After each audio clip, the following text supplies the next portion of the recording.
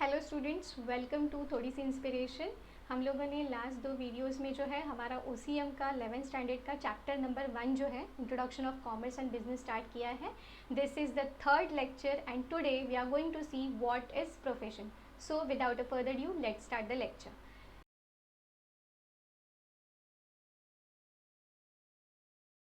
आप मेरी स्क्रीन पे देख सकते हैं profession we are going to start. What is profession?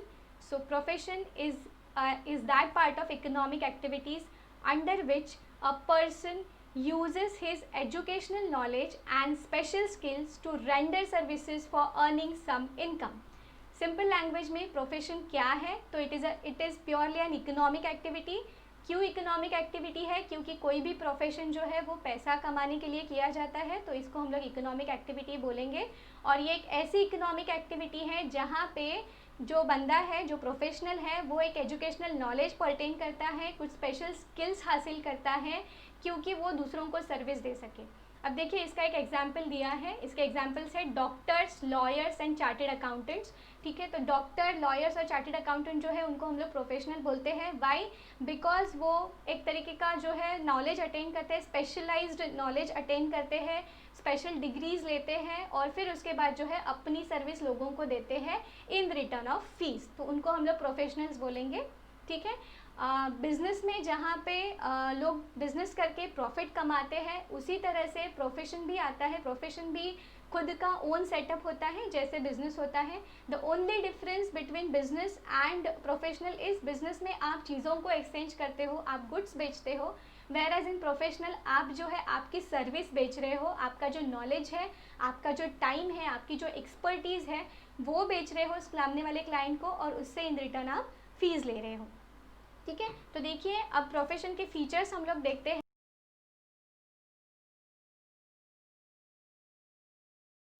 तो सबसे पहला फीचर है एम।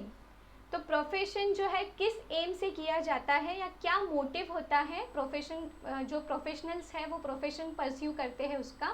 तो देखिए, every profession is practice for earning money. जैसे बिजनेस भी अल्टीमेट ऑब्जेक्टिव जो है प्रॉफिट मोटिव से किया जाता है, प्रॉफिट कमाने के लिए किया जाता है, उसी तरह से प्रोफेशन भी जो है वो पैसा कमाने के लिए ही किया जाता है। So the ultimate aim of every profession is earning money. Also every service, ठीक है, also they render every services to their clients and solve their problem. अब प्रोफेशनल्स बेसिकली क्या करते हैं? तो एक जो स्पेशलाइज्ड डिग्री है, अपने जो एक्सपर्टीज़ है, अपना जो नॉलेज है वो यूज़ करते हैं अपने क्लाइंट की प्रॉब्लम्स को सॉल्व करने के लिए, उनके जो भी प्रॉब्लम्स है उनको रेजोल्यूशन देने के लिए, है ना। तो जैसे एग्जांपल है डॉक्टर्स है, तो जब हम बीमार पड़ते हैं तो डॉक्टर के पास जाते हैं। डॉक्टर क्या करता है? हमें ट्रीट करता है। ठीक है, जो भी हमारी बीमारी है उसके लिए हमें मेडिसिन देता है, हमें क्योर करने की कोशिश करता है।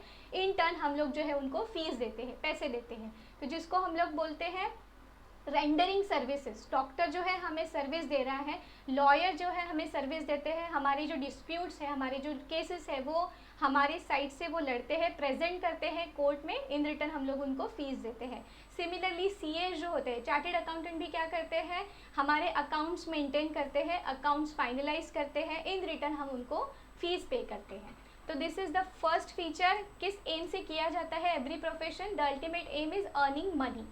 उसके बाद क्वालिफिकेशन। ऑब्वियसली अगर आपको एक प्रोफेशनल बनना है तो आपको स्पेशलाइज्ड जो है क्वालिफिकेशन लेना होता है। तो देखते हैं यहाँ पे क्या दिया है। A profession can be practised only after acquiring required qualification. अगर आपको एक प्रोफेशनल बनना है तो आपको जिस फील्ड में प्रोफेशनल बनना है उस फील्ड की कुछ स्पेशलाइज्ड नॉलेज लेनी होती है, डिग्री लेनी होती है। Each profession has a certain set of body of knowledge. ठीक है, हर किसी प्रोफेशनल, जो भी फील्ड में आप प्रोफेशनल बनना चाहते हो, उस हर फील्ड की एक स्पेशलाइज्ड नॉलेज होती है। This knowledge has to be acquired only by systematic and formal training. आपको जब भी कोई प्रोफेशनल बनना है तो आपको सिस्टमैटिक तरीके से बनना है, फॉर्मल ट्रेनिंग लेनी पड़ती है, डिग्री अटेंड करनी पड़ती है। One can not practice profession unless this knowledge is acquired. Obviously अगर आपके पास वो नॉलेज नहीं है, आपके पास वो स्किल्स नहीं है, एक्सपर्टीज नहीं है, तो आप प्रोफेशनल जो अपना जो प्रोफेशन है वो प्रैक्टिस नहीं कर पाओगे। सिंपल एग्जाम्पल है, अगर आपको सीए बनना है तो सबसे पहले आपको अपनी पढ़ाई कंप्लीट करनी पड़ेगी, सीए की एग्ज़ाम देनी होगी, उसको अच्छे मार्क्स से जो है आपको पास होना होगा। उसके बाद एक फॉर्मल ट्रेनिंग लेनी है जहाँ पे आप प्रैक्टिस करते हो, ठीक है। उसके बाद ही आप जो है एक सीए कहलाते हो। तो कोई भी एक प्रोफेशनल नहीं बन सकता है। अगर आपको प्रोफेशनल बनना है तो आपको एक specialised qualification with specialised training लेनी पड़ती है, उसके बाद आप प्रोफेशनल कहलाते हो, ठीक है। उसके बाद है थर्ड, फाइनेंशियल रिटर्न्स, ठीक है। अब प्रोफेशनल जो है, ठीक है, उनको फाइनेंशियल रिटर्न्स मिलती है, मतलब जो हम लोग उनसे सर्विस लेते हैं उसके इन टर्न हम लोग उनको पैसे देते हैं। तो देखिए उसके बारे में यहाँ पे क्या बताया है, professional gets fees in exchange of their services.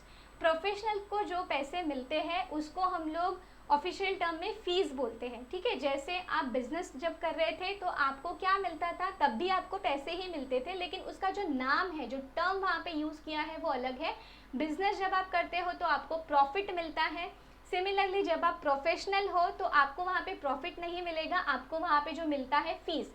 देखिए पैसा ही मिल रहा है, लेकिन पैसे का मतलब जो है आपके इकोनॉमिक एक्टिविटी के अकॉर्डिंगली चेंज हो रहा है। जब आप बिजनेस में हो तो आपको प्रॉफिट मिलता है, जब आप प्रोफेशन में हो तो आपको फीस मिलती है, ठीक है। आगे जब हम लोग एम्प्लॉयमेंट देखेंगे तो उसमें एम्प्लॉयर को जो है वो क्या मिलती है, एम्प्लॉय को क्या मिलती है, सैलरी मिलती है। तो देखिए तीनों जगह पे पैसा ही है, लेकिन उसका जो टर्म है वो अलग अलग यूज़ करते हैं depending upon the type of business activity, ठीक है। तो professional gets fees in return of their services. Income received by professional is not fixed. अब जिस तरीके से बिजनेस में इनकम फिक्स्ड नहीं होती है, उसी तरह से प्रोफेशनल्स की भी इनकम जो है वो फिक्स्ड नहीं होती है। Professionals can be employed in the organisation. Professionals दो तरीके से काम कर सकते हैं, ठीक है। वो खुद का सेटअप लगा सकते हैं, जैसे सीए है तो वो खुद की एक सीए फर्म निकाल सकते हैं, या फिर अगर आप डॉक्टर है तो आपका खुद का क्लिनिक ओपन कर सकते हैं, ठीक है। या फिर वो किसी के अंडर काम कर सकते हैं और सेल्फ एम्प्लॉयड, ठीक है। तो आप या तो अगर आप प्रोफेशनल हो तो या तो आप किसी के अंडर काम करो, ठीक है, गेट एम्प्लॉयड। आप एज अ सीए किसी कंपनी में जॉब कर सकते हो, एज अ डॉक्टर किसी हॉस्पिटल में जॉब कर सकते हो, या फिर आप खुद का सेटअप बना सकते हो। अब प्रोफेशनल की जो इनकम होती है वो फिक्स्ड नहीं होती है, क्योंकि वो उनकी सर्विस पे डिपेंड होता है। जब आप किसी के अंडर जॉब करते हो तो आपको जो है फिक्स्ड इनकम मिलेगी, you will get your fixed fees, ठीक है। लेकिन जब आप खुद का सेटअप लगा रहे हो, अगर आपका खुद का क्लिनिक है, तो फिर आपको जो है आपको मिलने वाला जो पैसा है वो आपके पास कितने पेशेंट्स आ रहे हैं उसके ऊपर डिपेंड रहेगा। तो इस सेटअप में जो है आपका जो इनकम है वो वैरी करेगा, फिक्स्ड नहीं होगा। उसके बाद a working chartered accountant gets a salary, यहाँ पे एक एग्जाम्पल दिया है, but those who practice privately that is self employed gets fee. तो यहाँ पे सीए का एग्जाम्पल दिया है। अगर सीए किसी कंपनी में जॉब कर रहे हैं तो उनको फिक्स्ड सैलरी मिलती है, फिक्स्ड फीस मिलती है। लेकिन अगर उनका खुद का सेटअप है, उनकी अपनी फर्म है, तो अगेन वो जो है उनके कितने क्लाइंट्स हैं, कितने उनके पास क्लाइंट्स हैं, उसके ऊपर उनको इनकम मिलता है। तो इनकम वैरी होती है वहाँ पे, ठीक है। तो आई होप आपको फाइनेंशियल रिटर्न का पॉइंट जो है वो क्लियर है। उसके बाद नेक्स्ट फीचर इज कैपिटल। अब कैपिटल क्या है, तो देखिए जब भी आप कोई खुद का सेटअप लगाते हो, जब आप खुद प्रैक्टिस करना चाहते हो, किसी के अंडर आपको जॉब नहीं करनी है, तो ऑब्वियसली आपको कैपिटल लगेगा, आपको पैसे लगेंगे अपना सेटअप खड़ा करने के लिए। देखिए profession can be practice independently और professionals can work under someone, ठीक है। अगर आप किसी के नीचे काम कर रहे हो, किसी के अंडर काम कर रहे हो, किसी कंपनी में खुद को एम्प्लॉय कर रहे हो, तो वहाँ पे आपको खुद का सेटअप बनाने की कोई ज़रूरत नहीं है। और अगर आप वहाँ पे खुद का सेटअप नहीं बना रहे हो तो आपको कैपिटल की भी कोई ज़रूरत नहीं है। लेकिन अगर आप किसी के अंडर काम नहीं करना चाहते, आप खुद प्रैक्टिस करना चाहते हो, तो आपको खुद का सेटअप लगाना पड़ेगा, जिसके लिए आपको कैपिटल रिक्वायर्ड होगा। और प्रोफेशनल्स जो है उनका जो कैपिटल रिक्वायरमेंट होता है बड़ा होता है। ऑब्वियसली अगर आप एक क्लिनिक ओपन कर रहे हो, डॉक्टर हो और एक क्लिनिक ओपन करना चाहते हो, तो उसमें थोड़ा सा कॉस्ट ज़्यादा आ जाता है। अगर आप लॉयर हो, अपना ऑफिस सेटअप खड़ा करना चाहते हो, तो उसमें भी आपको थोड़ा सा जो खर्चा है वो ज़्यादा आएगा। तो कैपिटल रिक्वायरमेंट जो होता है वो थोड़ा बड़ा होता है प्रोफेशनल्स के लिए। उसके बाद रजिस्ट्रेशन एंड मेंबरशिप। अब this is one of the most important feature of professional, ठीक है। अगर आप प्रोफेशनल हो तो कंपलसरी आपको रजिस्ट्रेशन करना ज़रूरी है। अब रजिस्ट्रेशन कहाँ पे करना है, तो ये डिपेंड करता है आप किस फील्ड में प्रोफेशनल हो। तो देखिए यहाँ पे दिया है clearly, some professionals have a council which regulates the activities of a professionals. ठीक है, ऐसे काउंसिल्स होते हैं जो इन सारे प्रोफेशनल्स को रेगुलेट करते हैं। जैसे डॉक्टर है तो उनका एक अलग से सेटअप, उनका एक अलग से काउंसिल होता है, सीए है उनका, लॉयर्स का अलग अलग होता है, आगे दिया है वो। These professionals have to register themselves in respective council and get a certificate of practice. For example, bar council of India for lawyers. तो देखिए लॉयर्स को जो है वो बार काउंसिल में उनको रजिस्टर कराना पड़ता है खुद को, उनको वहाँ से मेंबरशिप अटेन करनी पड़ती है, उनसे सर्टिफिकेट लेना पड़ता है प्रैक्टिसिंग के लिए। सिमिलरली ICAI, ठीक है, for chartered accountant, chartered accountant है तो उनको ICAI में मेंबरशिप लेनी होती है, उनसे सर्टिफिकेट लेना होता है। सिमिलरली डॉक्टर्स के लिए इंडियन मेडिकल एसोसिएशन है। तो ये सारे जो है professionals depending on their field, ठीक है, जिस फील्ड में वो प्रोफेशनल है उसी फील्ड के जो काउंसिल्स है वहाँ पे वो रजिस्ट्रेशन करेंगे, उनकी मेंबरशिप लेंगे, उनसे सर्टिफिकेट लेंगे and then they can start a practice. The code of conduct mentioned by respective councils must be strictly followed by every professional. Obviously अब जो ये काउंसिल है ये क्या काम करते हैं, तो इन सारे प्रोफेशनल्स को जो है रेगुलेट करने का, कंट्रोल करने का काम करते हैं। तो प्रोफेशनल्स किस तरीके से काम करेंगे, क्या डूज है, क्या डोंट्स है, क्या करना है, क्या नहीं करना है, what is right, what is wrong, इसको बोलते हैं कोड ऑफ कंडक्ट। जो कौन डिसाइड करता है, ये काउंसिल डिसाइड करते हैं। तो अगर डॉक्टर्स है तो उनको देखिए इंडियन मेडिकल एसोसिएशन ने जो भी स्टैंडर्ड्स ले डाउन किए हैं, ठीक है, जो भी रूल्स डिसाइड किए हैं उन रूल्स के हिसाब से ही काम करना है। अगर कोई भी प्रोफेशनल अपने रिस्पेक्टिव काउंसिल का कोड ऑफ कंडक्ट फॉलो नहीं करता है, ठीक है, तो हो सकता है उनका जो सर्टिफिकेट है वो कैंसिल कर दिया जा सकता है, उनकी रिस्पेक्टिव काउंसिल से उनकी प्रैक्टिस बंद करा दी जा सकती है, उनका सर्टिफिकेट जो है वो कैंसिल हो सकता है। तो they have to strictly follow the rules या फिर जो कोड ऑफ कंडक्ट है जो उनके रिस्पेक्टिव काउंसिल ने लेट डाउन किया है। ठीक है, every practicing professional has to acquire membership from the respective council. जैसे हमने बताया जो भी प्रोफेशनल है, आप जिस भी फील्ड में हैं, आपको अपने रिस्पेक्टिव काउंसिल का जो है मेंबरशिप लेना होता है। ठीक है, सो उसके बाद है नॉन ट्रांसफरेबिलिटी। अब ये क्या है, नॉन ट्रांसफरेबिलिटी मतलब आप ट्रांसफ़र नहीं कर सकते हो। अब क्या ट्रांसफ़र नहीं कर सकते हो, तो देखिए profession can not be transferred to other person on the will of professional. अब यहाँ पे मैं आपको थोड़ी सी क्लैरिटी के लिए बिजनेस का एग्जांपल दे देती हूँ। बिजनेस जो है, ठीक है, आपके एंसेस्टर से आपको पास ऑन हो सकता है। अगर आपको बिजनेस में इंटरेस्ट है, आपके एंसेस्टर्स ने बिजनेस किया हुआ है, एक रेडीमेड सेटअप है, तो वहाँ से वो आपको ट्रांसफ़र कर सकते हैं। या फिर आपके फ्रेंड्स में अगर आपको नहीं जम रहा है, आप नहीं करना चाहते हो, बिकॉज ऑफ सम रीज़न कुछ इमरजेंसी आ गई, आपको बीच में छोड़ना है, तो आपका जो बिजनेस है आप अपने किसी भी पर्सन को जिसमें आप ट्रस्ट करते हो आप उसके नाम पे ट्रांसफ़र कर सकते हो। लेकिन ये चीज़ जो है प्रोफेशन में नहीं होती है। क्यों नहीं होती है, सिंपल लॉजिक है, क्योंकि प्रोफेशनल कोई भी नहीं बन सकता, बिजनेस भी कोई भी नहीं कर सकता है। लेकिन अगर बेसिक बिजनेस स्किल्स आपके पास है, अगर आप थोड़ी बहुत क्वालिटीज़ या स्किल्स आपके पास है, तो आप स्टार्ट कर सकते हो, धीरे धीरे सीखते हुए आप मैनेज कर लेते हो। लेकिन प्रोफेशन में ये चीज़ नहीं हो सकती, बिकॉज प्रोफेशनल के पास एक क्वालिफाइड डिग्री होती है, स्पेशलाइज्ड स्किल होती है, एक्सपर्टीज़ होती है, एक्सपीरियंस होता है, जो आप किसी और को ट्रांसफ़र नहीं कर सकते। तो ऑब्वियसली आपका जो प्रोफेशन है आप किसी को ट्रांसफ़र नहीं कर सकते। अगर आपके खुद के बच्चे भी हैं तो भी आप ये नहीं कर सकते, उनको भी वो स्पेशलाइज्ड ट्रेनिंग लेनी होती है, स्पेशलाइज्ड क्वालिफिकेशन लेनी होती है, वो डिग्री हासिल करनी पड़ती है, उसके बाद ही वो प्रोफेशनल कहलाएंगे।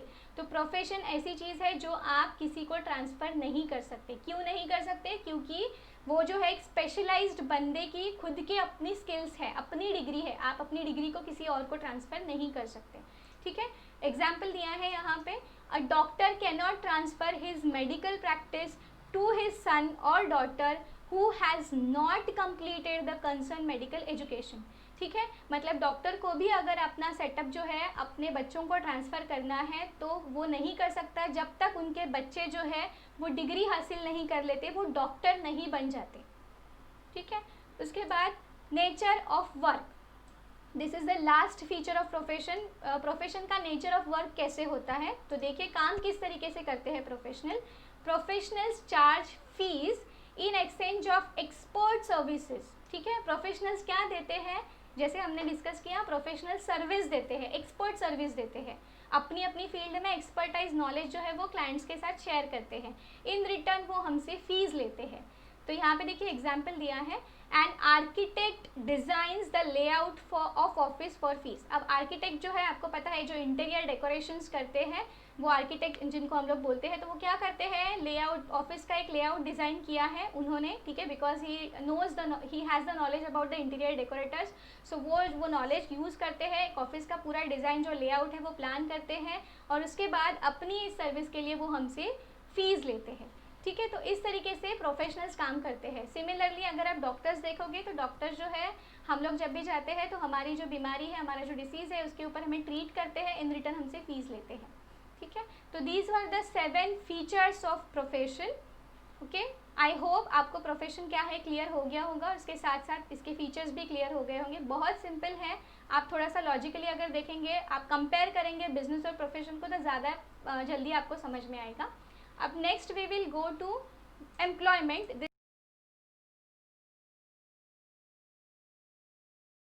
This is the last part of our business activity, जो इकोनॉमिक एक्टिविटी है।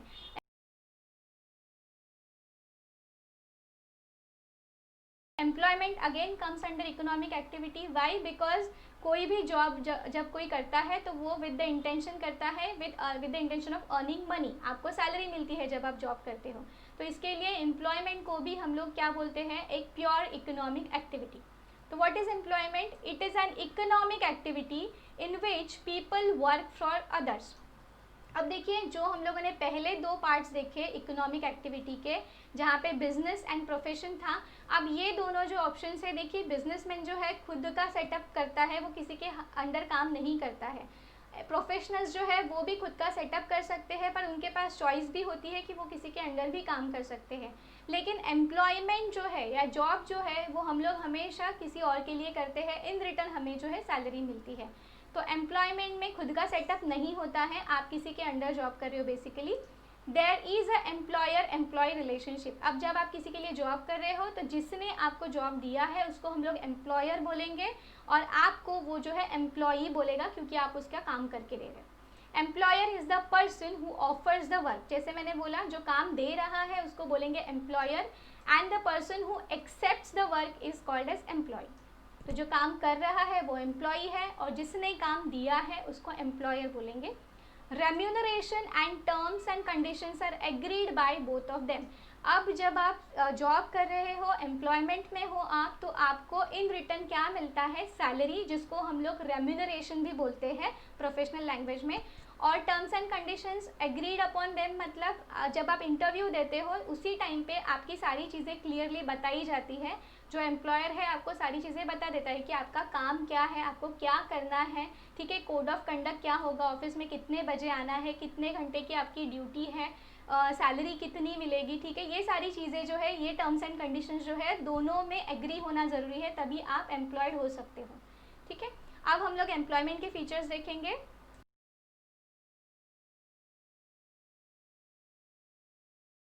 सबसे पहली चीज़ है एम, ठीक है। तो जिस तरीके से प्रोफेशनल और बिजनेस में ये सारे पॉइंट सिमिलर थे, यहाँ पे भी थोड़े बहुत आपको सिमिलैरिटी दिखेगी।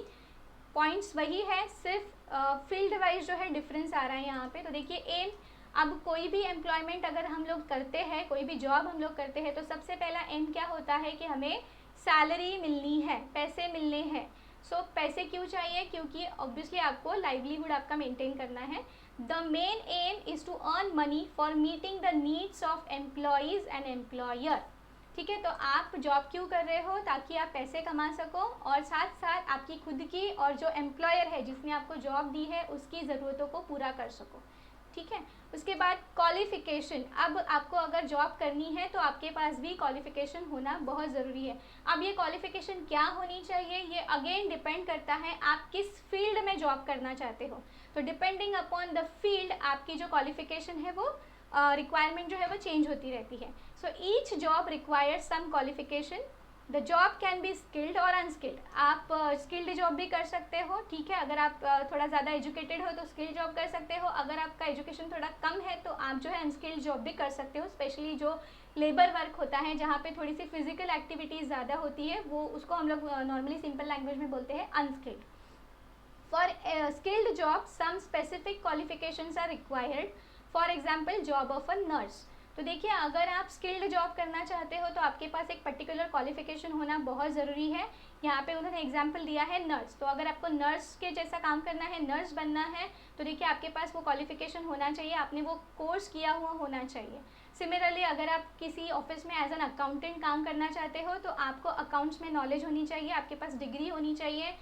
उसके साथ साथ आपको जो अलग अलग फीचर्स अकाउंट्स में यूज़ होते हैं जैसे एक्सेल है, टैली है, ठीक है, वो उन सब का भी नॉलेज होना ज़रूरी है. तो आप जिस फील्ड में जॉब कर रहे हो बेसिकली उस फील्ड से रिलेटेड आपके पास क्वालिफिकेशन एंड अदर स्किल्स होनी चाहिए. But there is no specific qualification required for unskilled job. ठीक है, अब अनस्किल्ड जॉब मैंने जैसे बोला जहाँ पे आप थोड़ा सा कम एजुकेटेड हो, ठीक है, और आपके पास उतना नॉलेज नहीं है तो आप अनस्किल्ड जॉब भी कर सकते हो. तो यहाँ पे एग्जांपल दिया है ऑफिस बॉय. अब देखिए ऑफिस बॉय बनने के लिए कोई हाई क्वालिफिकेशन की ज़रूरत नहीं है. अगर आप मिनिमम 10th पास भी हो या बहुत सारे केसेस में आप पास नहीं भी हो तो भी आप एज एन ऑफिस बॉय जो है एम्प्लॉयमेंट ले सकते हो, आप जॉब कर सकते हो. ऑफिस बॉय को बेसिकली थोड़ा बहुत अगर ट्रेनिंग मिल जाता है तो वो आप अच्छे से अपना काम जो है वो कर पाते हैं. तो अगर आपको अनस्किल्ड काम करना है तो बहुत ज़्यादा हाई क्वालिफिकेशन की या डिग्री की ज़रूरत नहीं है, थोड़ा बहुत आपको काम का जो है नॉलेज होना चाहिए. ठीक है, उसके बाद मॉनेटरी रिटर्न्स. अब देखिए बिजनेस में हमें इन एक्सचेंज क्या मिलता था, प्रॉफिट मिलता था. प्रोफेशन में हमें इन एक्सचेंज क्या मिलता था, हमें मिलता था फीस. ठीक है, अब वैसे ही अगर हम लोग जॉब कर रहे हैं तो हमें इन रिटर्न क्या मिलती है, सैलरी, जिसको हम लोग बोलते हैं रेम्यूनरेशन भी. अब देखिए यहाँ पे भी दो कैटेगरीज आती है, skilled staff and unskilled staff. ठीक है, स्किल्ड स्टाफ को क्या मिलती है, सैलरी या रेम्यूनरेशन, और जो अनस्किल्ड स्टाफ होता है, ठीक है, अनस्किल्ड स्टाफ को क्या मिलता है, वेजेस मिलता है, जो उनको पर डे के हिसाब से भी मिल सकता है या फिर वीकली भी मिल सकता है. एम्प्लॉयज़, जो स्किल्ड एम्प्लॉयज़ है उनको सैलरी मिलती है जो एवरी मंथ मिलेगी. अनस्किल्ड एम्प्लॉयज़ जो है उनको वेजेस मिलते हैं, ठीक है, उनको वीकली दे सकते हैं या फिर आप जैसे आपको कंफर्टेबल है डेली अगर देना है तो आप डेली भी दे सकते हो. देखिए यहाँ पे क्या दिया है, वेजेस और salaries is given to a financial given as a financial return to employee after completion of work. ये चीज़ बहुत ज़रूरी है. अगर आप किसी के पास जॉब कर रहे हो तो अगर आपका काम अच्छा है, अगर आप काम कर पा रहे हो, अगर आपका काम कंप्लीट है तो ही आपको सैलरी मिलेगी, तो ही आपको वेजेस मिलेंगे. ठीक है, wages are decided in advance before appointment. तो ऑब्वियसली अगर वेजेस भी है और सैलरी भी है, हमेशा जब आप इंटरव्यू देने जाते हो तभी डिसाइड होता है कि आपको इतनी मंथली सैलरी मिलेगी या आपको इतना जो है वेजेस मिलेगा. वेजेस आर पेड डेली और वीकली, जैसे मैंने बोला. Salary is paid monthly. along with salary other benefits like bonus, quarters to stay, subsidized food in canteen is also given to the employees. अब ये सारी चीज़ें जो है, अगर आप जॉब कर रहे हो कहीं पे अच्छी कंपनी है, ठीक है, तो आपको सैलरी के साथ साथ ये बेनिफिट्स भी मिलते हैं, आपको बोनस भी मिलता है, आपको रहने के लिए जो है फैसिलिटी मिलती है, अगर कंपनी का अकोमोडेशन है, क्वार्टर्स है तो वो भी मिल जाते हैं, और आपको सब्सिडाइज कैंटीन, मतलब आपको टिफ़िन लेके जाने की ज़रूरत नहीं है. ऑफिस का जो कैंटीन है वहीं पे आपको थोड़ा कम दाम में, सब्सिडाइज मतलब कम दाम में थोड़ा जो है आपको खाना मिल जाता है. तो अपार्ट फ्रॉम सैलरी आपको ये बेनिफिट्स भी मिलते हैं अगर आप एक एम्प्लॉई हो. ठीक है, उसके बाद कैपिटल. अब देखिए थोड़ा सा लॉजिकल है, कैपिटल की ज़रूरत नहीं है एम्प्लॉयमेंट में. क्यों नहीं है, क्योंकि कैपिटल क्यों लगता है हमें, अगर हमें अपना खुद का सेटअप खड़ा करना है.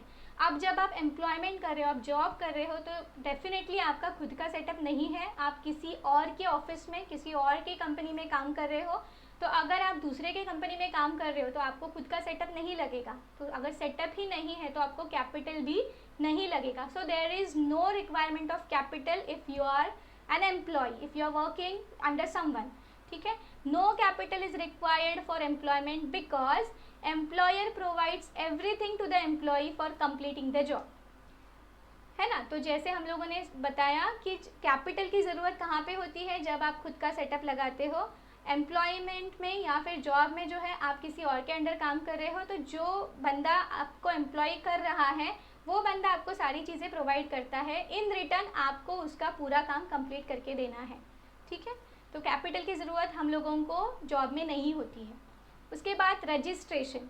अब हम लोगों ने प्रोफेशनल्स में देखा था कि उनको रजिस्ट्रेशन करना कंपलसरी है अपने अपने रिस्पेक्टिव काउंसिल में. लेकिन जब आप एम्प्लॉई हो, आप जॉब कर रहे हो, तो ऐसा कोई भी स्पेसिफिक रजिस्ट्रेशन ज़रूरी नहीं है, आपको कहीं पे रजिस्ट्रेशन करने की कोई ज़रूरत नहीं है, ठीक है। So no registration is required, every employee has to follow the rules and regulations mentioned in the terms and conditions of employment contract, ठीक है। कहीं पे आपको रजिस्ट्रेशन करने की कोई ज़रूरत नहीं है, लेकिन आपने आपके अपॉइंटमेंट के टाइम पे जो भी टर्म्स एंड कंडीशंस पे एग्री किया था उनको फॉलो करना ज़रूरी है, ठीक है। उसके बाद नॉन ट्रांसफरेबिलिटी, अब ये पॉइंट हम लोगों ने प्रोफेशनल भी देखा था। प्रोफेशनल्स जो है वो अपना प्रोफेशन किसी और को या अपना सेटअप किसी और को ट्रांसफ़र नहीं कर सकते। क्यों? Because every professional has his own degree, his own knowledge, उसका ओन एक्सपर्टीज़ होता है, जो ऑब्वियसली किसी एक बंदे से किसी और को यूं ही ट्रांसफ़र नहीं होता है। तो सिमिलरली आपके जॉब में भी वैसे हैं। देखिए, employment can not be transferred from one person to another, ठीक है। आप एम्प्लॉयमेंट को या जॉब को भी ट्रांसफ़र नहीं कर सकते हो, क्योंकि हर जॉब का अपना अपना क्वालिफिकेशन रिक्वायर्ड होता है, अपनी अपनी स्किल्स होती है, ठीक है। इफ़ टीचर रिटायर्स, एग्जाम्पल दिया है यहाँ पे, if a teacher retires then he cannot transfer his job to his son और डॉटर, ठीक है। अगर टीचर हो आप रिटायर हो रहे हो, तो इसका मतलब ये नहीं है कि आप आपकी जॉब आपके बच्चों को दे दोगे। ये आपको सेल्फ स्टडी करना है। एक्टिविटी पार्ट जो है ये बेसिकली आपका जो नॉलेज टेस्ट करने के लिए बनाया गया है, तो आप इसको डिस्कस कर सकते हो। नेक्स्ट सेशन में हम लोग we will definitely try to catch this up. तो चलिए आज का सेशन हम लोग यहाँ पे एंड करते हैं।